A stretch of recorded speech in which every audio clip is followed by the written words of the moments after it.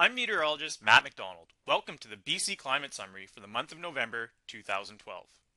Let's start by looking at a map that shows the amount of precipitation received in November compared to normal.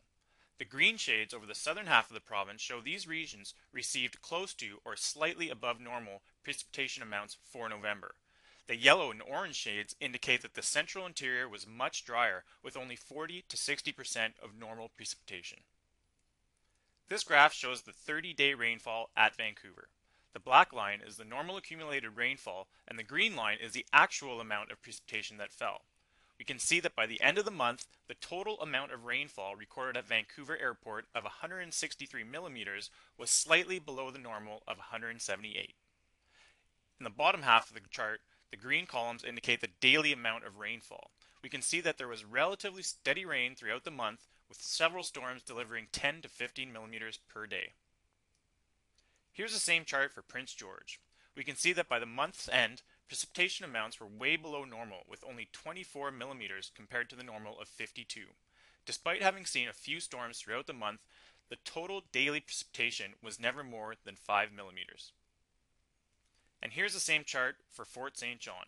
The first half of the month was quite dry with very little precipitation amounts. The second half of the month saw two significant storms that brought the month's total to 52 millimeters, almost twice the normal of 28. The month ended with a snowstorm that delivered 28 centimeters in 3 days. Now let's take a look at temperatures. This chart shows the daily temperature departures at Vancouver Airport. The red columns show warmer than normal days and the blue ones colder than normal days. The green line shows the mean temperature departure for the month, so we can see that Vancouver was relatively mild, as was most of the southern half of the province. The temperatures at Fort St. John were quite different. The mean temperature was 5 degrees below normal. These cold conditions was due to the presence of Arctic air over the Peace Country for the second half of the month. And finally, here's a chart that summarizes the amount of precipitation recorded this November in comparison to normal. We can see that for the coast, November 2012 was close to normal, even with amounts between 150 and 200 millimeters, since November is typically the wettest month of the year. For the interior, conditions were much drier even when compared with normal.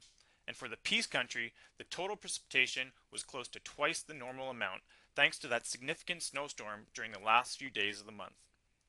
If you have any questions, comments, or suggestions, feel free to send an email to matt.mcdonald@ec.gc.ca. Thanks, and tune in next month.